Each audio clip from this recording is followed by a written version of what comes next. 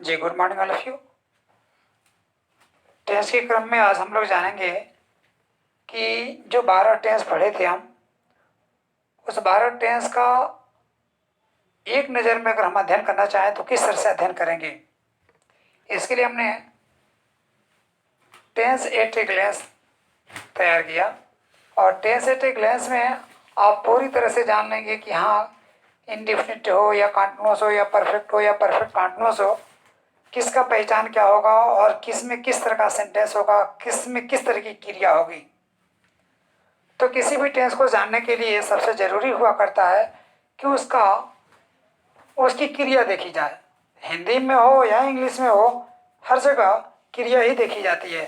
तो इसकी क्रिया देखनी है। हिंदी में पहचान ता है, ती है, ते है, एक इसका प्रेजेंट इंडेफिनिट का है, ये वाला कॉलम प्रेजेंट इंडेफिनिट का है, ये वाला कॉलम पास्ट इंडेफिनिट का है, ये वाला कॉलम फ्यूचर इंडेफिनिट का है, ये वाला कॉलम प्रेजेंट कॉन्टिन्यूअस का है, ये वाला कॉलम पास्ट कॉन्टिन्यूअस का है, ये वाला कॉलम पास्ट परफेक्ट का है, ये वाला कॉलम पास्ट परफेक्ट कॉन्टिन्यूअस का है। बात समझ में आ रही?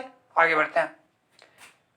तो इसमें हमको यही जानना है कि क्रिया का फॉर्म क्या होगा हिंदी में और इंग्लिश में। तो इंडेफिनिट में थोड़ा सा कठिन आएगा, लेकिन कॉन्टिन्यूअस परफेक्ट और परफेक्ट कॉन्टिन्यूअस में कोई कठिन नहीं होगा। आगे देखते हैं। प्रेजेंट इंडेफिनिट में ता है, ती है, ते है आएगा, क्रिया फर्स्ट फॉर्म में होगी या सेकेंड यस या यस वाले फॉर्म में होगी, अर्थात कर सकते हैं क्रिया प्लूरल फॉर्म में होगी या सिंगुलर फॉर्म में होगी, इसको प्लूरल फॉर्म कहेंगे। ठीक है, क्रिया जब फर्स्ट फॉर्म में रहेगी कर्ता के बाद से तो, और क्रिया यस या यस फॉर्म में रहेगी तो कहेंगे सिंगुलर है।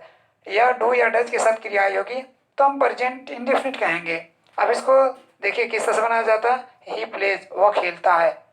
They do not play teach, वे लोग नहीं पढ़ाते हैं। आगे जानना है। ताता तिथि ते थे, ताता तिथि ते थे, जब आएगा ताता तिथि ते थे, चाहे आ ई ए चाहे आथा ई थी ए थे, तो हम इसको कहेंगे कि ये पास्ट इंडेफिनिट है। क्या समझेंगे? पास्ट इंडेफिनिट है। और जब पास्ट इंडेफिनिट हम जान गए तो अब इंग्लिश में जानेंगे कि पास्ट इंडेफिनिट का पहचान क्या होता है। तो पास्ट इंडेफिनिट का पहचान क्रिया का सेकेंड फॉर्म होगा, नहीं तो डिड के साथ क्रिया फर्स्ट फॉर्म में आई होगी। ये पास्ट इंडेफिनिट का पहचान है। आगे, ही प्लेड, वह खेलता था, वह खेलता था। दे डिड नॉट टीच, वे लोग नहीं पढ़ाते थे, या वे लोग नहीं पढ़ाए, या वे लोग नहीं पढ़ाए थे। ही प्लेड, वह खेलता था, वह खेला था, वह खेला। अगला, एक आएगी एंगे होंगे होंगे, किसका पहचान है? फ्यूचर का है। ठीक है, शैल और विल के साथ क्रिया फर्स्ट फॉर्म में होगी, ही विल प्ले।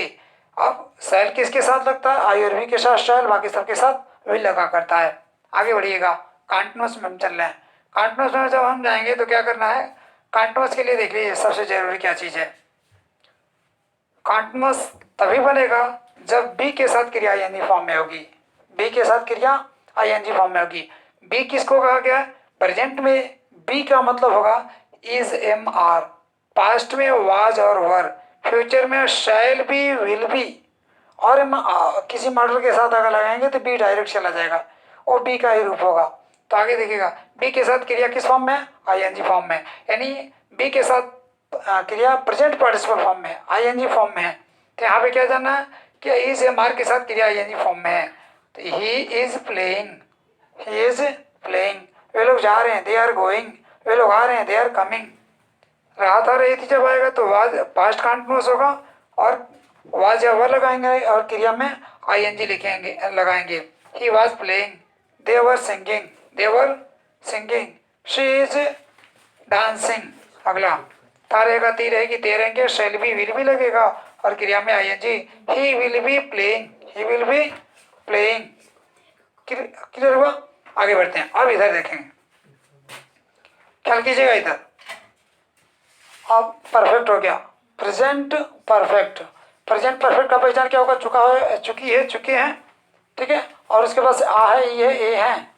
ये प्रेजेंट परफेक्ट का पहचान हुआ हिंदी में। जब इंग्लिश में जाएंगे तो क्या देखेंगे? हैज, हैव लगा होगा और क्रिया का थर्ड फॉर्म होगा। अर्थात हैव के साथ जब क्रिया थर्ड फॉर्म में आती है तो परफेक्ट समझते हैं। अब हैव का जो प्रेजेंट में रूप हुआ करता है तो हैज या है प्रेजेंट में, पास्ट में हैव का रूप हो जाता है हैड, और फ्यूचर में विल, हैव और शैल है। तो क्या पता चला, यानी हैव के साथ। अब हैव प्रेजेंट में किस तरह से हो गया, हैज और हैव के रूप में हो गया। तो हैज या हैव के साथ क्रिया थर्ड फॉर्म में, हैड के साथ क्रिया थर्ड फॉर्म में, विल हैव और शैल हैव के साथ क्रिया थर्ड फॉर्म में। ये सब परफेक्ट है। क्लियर हुआ इतना। अब देखें यूट्यूब पे कुछ भी तो उन्होंने कुछ महापुरुषों ने इस तरह से पढ़ा दिया है कि क्रिया के थर्ड फॉर्म का होना जरूरी होता है पेशी के लिए। नहीं, ये ऐसा कहीं कुछ नहीं है, ठीक ना। क्रिया तो थर्ड फॉर्म में रहेगी लेकिन बी के साथ रहेगी। लेकिन यहाँ पे क्रिया किस फॉर्म में है, बी के साथ नहीं है, हैव के साथ है। हैज रहे चाहे हैव रहे, हैड रहे चाहे विल हैव रहे चाहे शैल हैव रहे, वो कहेंगे कि परफेक्ट ही है, क्योंकि हैव का कोई रूप तो नजर आ रहा है क्रिया के थर्ड फॉर्म के पहले, इसलिए वो परफेक्ट है।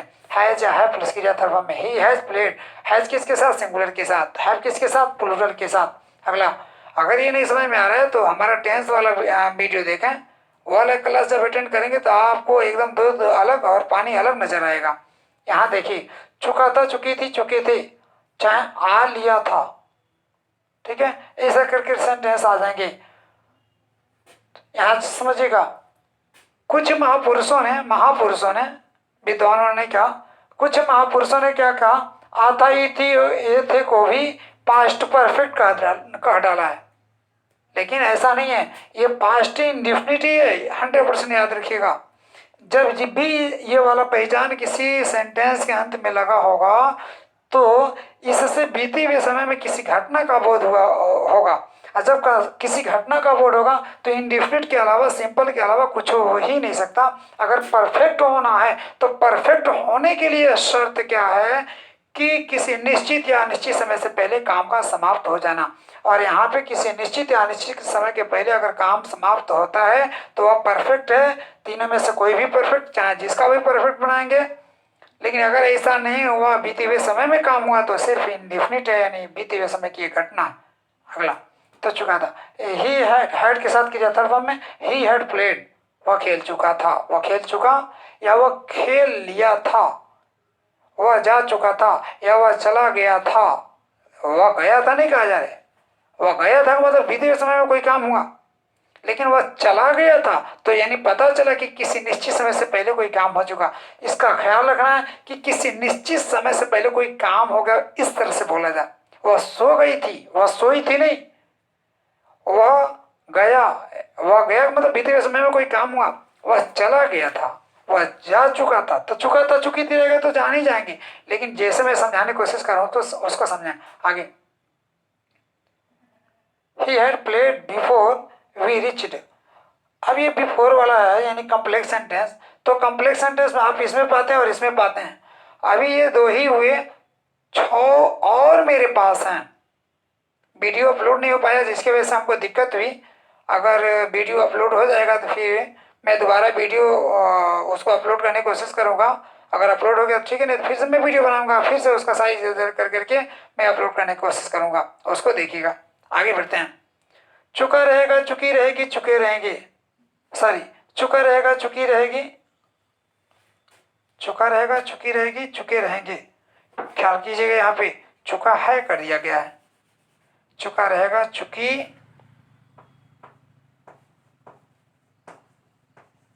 रहेगी, ठीक है। तो चुका रहेगा, चुकी रहेगी, चुके रहेंगे, जब भी आएगा तो परफेक्ट ही होगा। किसका आगे गया है तो फ्यूचर, फ्यूचर का परफेक्ट होगा। आ लिया रहेगा, विल हैव के साथ क्रिया थर्ड फॉर्म में आएगी। ही विल हैव प्लेड, वह खेल लिया रहेगा, वह सो चुका रहेगा, वह खाना खा चुकी रहेगी, वे लोग पहुंच चुके रहेंगे, यानी किसी निश्चित समय से पहले कोई काम हो चुका रहेगा या नियत समय से पहले कोई काम हो चुका रहेगा, उसी को कहेंगे कि वह परफेक्ट है। प्रेजेंट का है कि पास्ट का है कि फ्यूचर का है या किसका है, संभावनात्मक है कि क्या है, अब ये सब सवाल को पढ़ने से पता चलेगा। आगे परफेक्ट कॉन्टिन्यूअस, हाँ तो इसमें क्या, he had played before we reached, यानी वह खेल चुका था, बिफोर वी रिच्ड हमारे पहुंचने से पहले, यानी हमारे पहुंचने से पहले वह खेल चुका था। इसमें क्या, हमारे पहुंचने से पहले वह खेल चुका रहेगा, तो क्या बनेगा, he will have played before we reach होगा, वी रिच प्रेजेंट इंडेफिनिट बनाएंगे लास्ट वाले को। आगे बढ़ते हैं। परफेक्ट कॉन्टिन्यूअस, परफेक्ट कॉन्टिन्यूअस किसका, प्रेजेंट का, पास्ट का और प्रेजेंट का। तो उसमें समय आया रहेगा, किसी निश्चित या अनिश्चित समय से कोई काम शुरू होगा, समय भी रहेगा, से भी लिखा गया रहेगा। प्रेजेंट हो, पास्ट हो, फ्यूचर हो, तीनों में ये रहेंगे, ठीक ना। और आगे क्या रहेगा, रहा है, रही है, रहे हैं, एकदम कॉन्टिन्यूअस के जैसे ये भी होता है। कॉन्टिन्यूअस में और परफेक्ट कॉन्टिन्यूअस में बस अंतर समझ लेने की जरूरत है। कॉन्टिन्यूअस का मतलब तत्कालिक बात कही जा रही होती है कि तत्काल में सब काम जारी है, लेकिन परफेक्ट कॉन्टिन्यूअस में क्या हुआ करता है कि तत्काल में भी काम जारी है और बीते हुए समय में भी जहाँ काम जारी रहा है कुछ, तो उसमें कुछ निश्चित या अनिश्चित समय से सोच कर करके बात कही जाती है। तो इसीलिए निश्चित और अनिश्चित समय के लिए से का अंग्रेजी जो बनता है सिंस या फॉर लगाया जाता प्रेजेंट में और पास्ट में। लेकिन फ्यूचर में जब जाते हैं तो फॉर तो लगेगा निश्चित के लिए, लेकिन निश्चित के लिए सिंस नहीं लगेगा, फ्रॉम लगेगा, ये याद रखिएगा। आगे और आगे अब इसमें क्या देखा जाए कि ये परफेक्ट कॉन्टिन्यूअस है कि नहीं है। इसकी सिद्धि अगर करनी है तो मैंने एक सेपरेट वीडियो बना रखा है कि किस सेंटेंस का आपको टेंस सिद्ध करना है कि कौन सा टेंस है, इसका मैंने अलग से सेपरेट वीडियो बना रखा है। प्लेलिस्ट में जाएंगे, हमारा जितना भी वीडियो होगा वो देखेंगे और इसमें मैंने इसे सिंबल सिद्ध करना to prove which sentence is in which tense. अगला हैज या हैव के साथ भिन्न और क्रिया में आईएनजी, जरा देख लिया जाए। क्रिया में आईएनजी के पहले बी का कोई रूप नजर आ रहा है, कहेंगे जी, तब कहेंगे कि वो कॉन्टिन्यूअस है, क्योंकि कॉन्टिन्यूअस होने के लिए क्या है, बी के साथ क्रिया में आईएनजी, और यहाँ पे भी नजर आ रहा है आईएनजी के पहले बी का कोई रूप नजर आ रहा है। तो जब भी आईएनजी के पहले बी का कोई भी रूप नजर आएगा, प्रेजेंट पास्ट या प्रेजेंट पास्ट या डायरेक्ट बी आ जाए, चाहे बीइंग आ जाए चाहे बीन आ जाए, तो कॉन्टिन्यूअस ही होगा। अब इतना जानेगा। और हैव, ये हैव ग्रुप कहलाएगा। हैव के साथ देखिए ये बी थर्ड फॉर्म में है, बीन, तो परफेक्ट हो गया, यानी परफेक्ट कॉन्टिन्यूअस। सही तो है। यहाँ पे मैंने बता रखा have plus been plus verb में आईएनजी, इतने को देखिए। हैव के साथ देखिए क्रिया थर्ड फॉर्म में है, ठीक है। तो जब हैव के साथ क्रिया थर्ड फॉर्म में हो रही थी तो परफेक्ट हो रहा था, हैव के साथ क्रिया थर्ड फॉर्म में हो रही थी तो परफेक्ट हो रहा था। और यहाँ देखिएगा क्रिया के आईएनजी फॉर्म के पहले बी का कोई रूप नजर आ रहा है, ठीक है। तो क्रिया के आईएनजी फॉर्म के पहले बी या बी का कोई रूप नजर आए तो कॉन्टिन्यूअस होगा। क्या होगा, तो परफेक्ट कॉन्टिन्यूअस है। तो ये क्लियर हो गया। तो हैव का कोई रूप लगेगा, प्रेजेंट में हैज और हैव होता है, पास्ट में हैड होता है, फ्यूचर में विल हैव और शैल हैव, और इसके साथ बी का जो रूप रहेगा वो बीन हो जाएगा, ठीक है। आगे और क्रिया आईएनजी फॉर्म में रहेगी तो हैज बीन या हैव बीन प्लस वर्ब में आईएनजी जोड़ेंगे, ठीक है। तो ही हैज बीन प्लेइंग, वह खेल रहा है, कब से, in from since morning, for 2 o'clock, दो सॉरी फॉर 2 hours, अगर 2 o'clock कहेंगे तो सिंस 2 o'clock कहेंगे, ठीक है। तो ये सब कर करके मैं एक नज़र में इसको बताने की कोशिश किया हूँ, तो पूरा टेंस थोड़ा पढ़ा पाऊंगा, इसका अलग सेपरेट वीडियो है, सब में अलग अलग तर्क दिया हूँ। आगे समय से रहा था, रही थी, रहे थे, यह आएगा हैड बीन प्लस वर्ब में आईएनजी। जरा ये देखा जाए कि परफेक्ट कॉन्टिन्यूअस है कि नहीं है, तो देख लिया जाए। हैड हैव का एक रूप है और इसके साथ जो भी आया हुआ है थर्ड फॉर्म में है, अर्थात हैव के साथ क्रिया थर्ड फॉर्म में का मतलब हो गया कि परफेक्ट। तो देखिए इतने को कहेंगे परफेक्ट। क्रिया के आईएनजी फॉर्म के पहले बी का कोई रूप नजर आ रहा है, ठीक ना, कहेंगे कॉन्टिन्यूअस। कहेंगे इतना से कैसे समझ में आएगा, इसे सिद्ध किया जाता है। तब हम कहेंगे सिद्ध कैसे किया जाता है, आइए बताते हैं एक बार और, ठीक ना। ये बी है, बीन में क्यों हो गया है, हैव के बाद से जो कोई भी वर्ब ग्रुप आएगा वो वर्ब हमेशा सदैव, ठीक ना, पहला जो वर्ब होगा वो थर्ड फॉर्म में ही होगा, ठीक ना। और उसके बाद से अब कहेंगे तब क्रिया के आईएनजी फॉर्म के पहले बी लगा हुआ है तो कहाँ कॉन्टिन्यूअस हो पाएगा, कहेंगे कि बी के साथ क्रिया थर्ड फॉर्म में होना ही चाहिए। वो बी का रूप क्या हो सकता है, इजमार हो सकता है, वाज अवर हो सकता है, बी हो सकता है डायरेक्ट, बीन भी हो सकता है, बीइंग भी हो सकता है, ये बी के रूप है, तो कॉन्टिन्यूअस ही होगा। तो ही हैड बीन प्लेइंग, वह खेलता आ रहा था, यानी वह खेल रहा था, यानी 5 साल से 10 साल से इस बात को दिमाग में छिपा कर करके कहा जा रहा है, ठीक ना। तो क्या ये परफेक्ट कॉन्टिन्यूअस है, दोनों सेंटेंस नहीं है क्या, सिंस और फॉर नहीं लगा और टाइम नहीं लिखा गया तो तब भी है, ठीक ना। अब जैसे कोई पूछे व्हाट आर यू डूइंग, आप क्या कर रहे हैं, तो कहेंगे आई एम टीचिंग। लेकिन अगर मैं कहता हूं आई हैव बीन टीचिंग, तब समझने वाले को समझना चाहिए कि मैं पढ़ाते आ रहा हूं, मैं पढ़ा रहा हूं, उसमें मैंने समय डाल करके बोल दिया, एक स्टेप आगे बढ़ करके बोला। जब अकबर ने बीरबल को कहा जाओ देखो वहां पे कुतिया कितना बच्चा दे रखी है, ठीक है, तो बीरबल गए तो देखे कि हाँ इतने बच्चे हैं, इतने मेल हैं, इतने फीमेल हैं, इतने इस रंग के हैं, इतने इस रंग के हैं, सब बता कर करके क्लियर कर करके आए और सब बताए। तो यहाँ पे भी यही करना है, जितना कहा जा रहा है उतना ही नहीं करना, उससे आगे बढ़ करके करना। तो यही काम मैंने किया। तो इसमें क्या किया गया है कि इसमें इतना ही क्लियर कर दे रहा है, इतना अंडरस्टूड है, और इसके पहले जो गया था वो सिर्फ उतना ही देख करके आया था। तो क्या, तो आई हैव बीन टीचिंग मैंने कह दिया, तो इसका मतलब हो गया कि मैं पहले से भी पढ़ा रहा हूं और अभी भी पढ़ा रहा हूं। और अगर मैं कहा होता आई एम टीचिंग, तब कहता मैं पढ़ा रहा हूं, वर्तमान समय की बात सिर्फ उसमें कही गई है। यानी कहने का मेरा मतलब है कि आप जो भी कोई काम कर रहे होते हैं, जो कांटिन्यूअस जिसको कहा गया है, कांटिन्यूअस वह सिर्फ इसलिए है कि उसमें समय को समाहित करके नहीं बोला गया जा रहा होता, तत्काल की बात उसमें कही जा रही होती है, इसलिए उसको कांटिन्यूअस कहा जाता है। यदि आप 10 मिनट, 5 मिनट, 2 मिनट पहले से काम शुरू किए थे और इसको लेकर करके जब बोलेंगे तो परफेक्ट कांटिन्यूअस का नियम लगाएंगे। क्लियर हुआ? अब वहां पे आगे समय आ रहा है तो समय दर्शाइए, सिंस या फार लगा करके समय लिख डालिए, ठीक ना। फ्यूचर में रहेंगे तो फ्रॉम और फार का प्रयोग कर करके समय डाल लेंगे, ठीक है। नहीं तो आगे ही हैड बीन प्लेइंग, वह खेलते आ रहा था, ठीक है, सिंस मॉर्निंग, सिंस 2005, जहाँ जब से कल है। अगला समय से प्लसता रहेगा ती रहेगी, यानी उसमें आएगा जैसे मैं 2 महीने से पढ़ाते रहूंगा या मैं जनवरी से पढ़ाते रहूंगा, तो इस तरह का सेंटेंस बनेगा। तो क्या बनेगा, ही, हाँ, I shall have been teaching from January. अगला इसको क्या, विल हैव बीन और shall have been, he will have been playing, वह खेलते रहा है। जरा देख लीजिएगा कि कांटिन्यूअस है कि नहीं है, ठीक है। शैल और विल लगेगा तो क्या होगा, फ्यूचर होगा। इसके साथ हैव लगा है और क्रिया किस फॉर्म में है, देखिए उसके बाद से जो क्रिया का जो भाग है वो थर्ड फॉर्म में है, तो इसलिए कहेंगे कि यह परफेक्ट है। फिर से कि ये बीन है, तो बीन के साथ क्रिया आईएनजी फॉर्म है, अर्थात बी के साथ क्रिया आईएनजी फॉर्म है, तो कांटिन्यूअस है, यानी फ्यूचर परफेक्ट कांटिन्यूअस है, ठीक है। तो he will have been playing, वह खेलता रहेगा, वह खेलता रहेगा, यानी आने वाले समय में किसी निश्चित या अनिश्चित समय से कोई काम जारी रहेगा। चलिए, ये अब तक आप जान रहे थे प्रेजेंट इंडेफिनिट से लेकर करके फ्यूचर परफेक्ट कॉन्टिन्यूअस तक का पहचान क्या होगा, हिंदी में, इंग्लिश में एक एक सेंटेंस सब पे बताए गए, ठीक है। अगर इससे ज़्यादा डिटेल आपको जानना है तो टेंस एट ए ग्लेंस को जानने से नहीं काम बनेगा।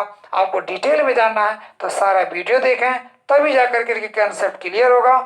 और मैंने तो किताबों में जितनी सारी बातें नहीं है उनसे ज़्यादा बढ़ करके, जैसे आप कांटिन्यूअस यहाँ पे 3 देख रहे हैं, मैंने 13 कांटिन्यूअस पढ़ा रखा है। परफेक्ट यहाँ पे 3 देख रहे हैं, हमने परफेक्ट भी ज़्यादा पढ़ा रखा है, 13 परफेक्ट पढ़ा रखा है।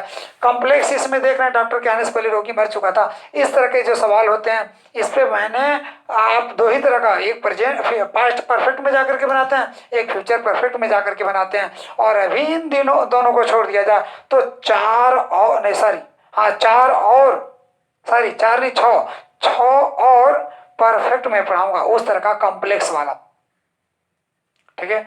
और परफेक्ट कॉन्टिन्यूअस में कॉन्टिन्यूअस इनकी जितनी संख्या है उतनी ही संख्या इनकी भी है। जैसे चलिए नमूना थोड़ा सा दिखा देता हूँ। मैं पढ़ रहा हूँ, मैं पढ़ा रहा हूँ, सॉरी मैं पढ़ रहा हूँ, मैं पढ़ रहा था, मैं पढ़ता रहूंगा, 3 टेंस में आपने बोला।